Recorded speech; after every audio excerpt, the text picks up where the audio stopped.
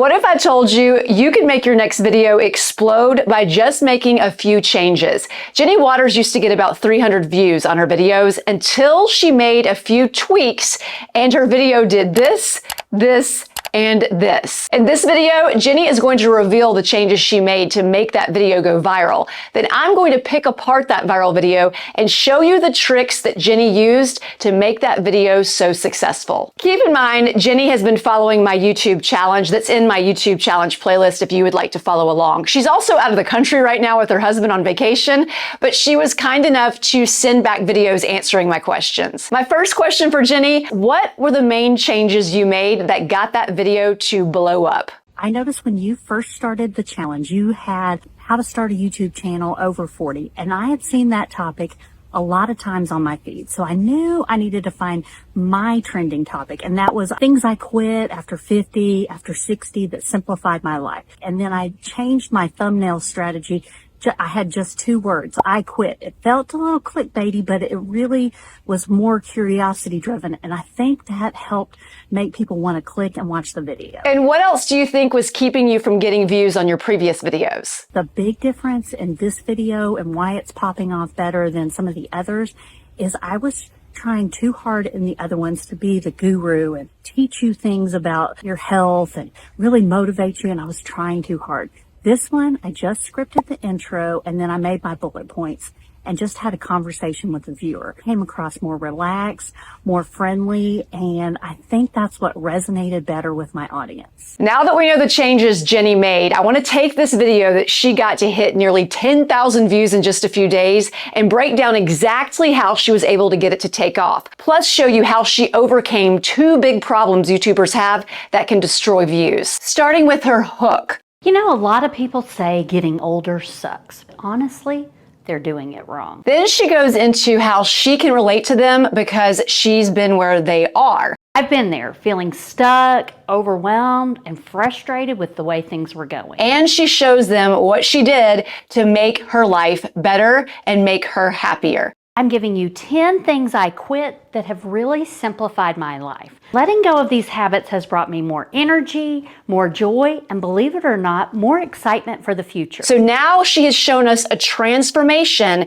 that she is promising to help them with in the very first 30 seconds of her video. Now, the one thing that I think Jenny could have done to make this transformation even more powerful is to use a visual. Why is that important? It's the same reason when you go through a cookbook and you see these enticing pictures of the food with each recipe. Think about it. If you were to go bake a cake and there was no enticing picture of that cake, would you really read through all of the ingredients and then actually go make the cake? Probably not. It's the same concept. When we give a visual of what they can get by watching the rest of our video, they're more likely to be motivated enough to continue to watch your video. All she had to do is take the picture she used at the end of her video showing her so happy with her family and reuse it at the beginning of the video when she talks about her transformation. That brings me to something Jenny did amazingly well. And to demonstrate this, I'm going to show it on this fake retention graphic that I made. First, we have Jenny's hook, then we have all 10 habits she quit to simplify her life and make her happier. But I want you to pay attention to all these highlighted areas at each point. All of those are points where she is getting her viewer to watch a little bit longer.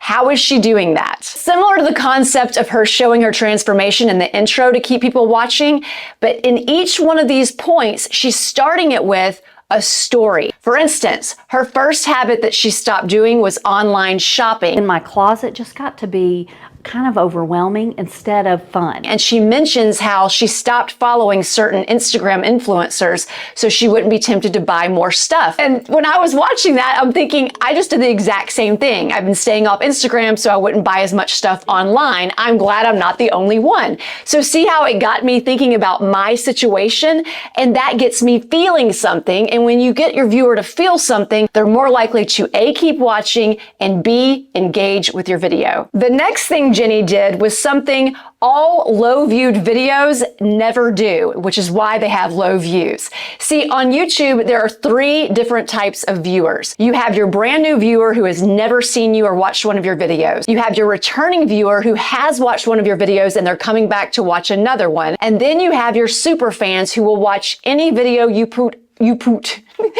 They're the ones that will watch any video you put up there because they adore you so much.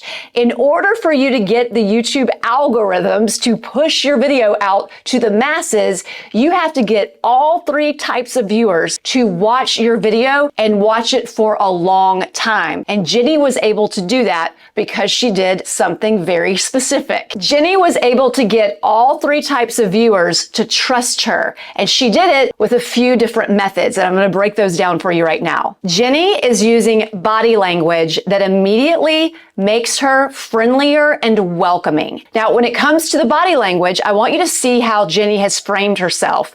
First of all, we can see that her hands are wide open, palms up. Any body language expert will tell you this right here shows that you are more trustworthy. But a lot of times people will frame themselves so tightly that we can't see their hands, and that really hurts your connection with your audience. The next thing she's doing is she's looking right at the camera. She's not looking at the viewfinder or herself on the front of her phone. She's looking right at the camera. That is instant connection, and that builds trust with your audience. This next way that Jenny builds trust is something all of us need to do in our videos, but so many of us are afraid to do it. We never include it in our videos. And this example right here, when she talks about how she no longer watches the news, and then she says, What is actually within my control?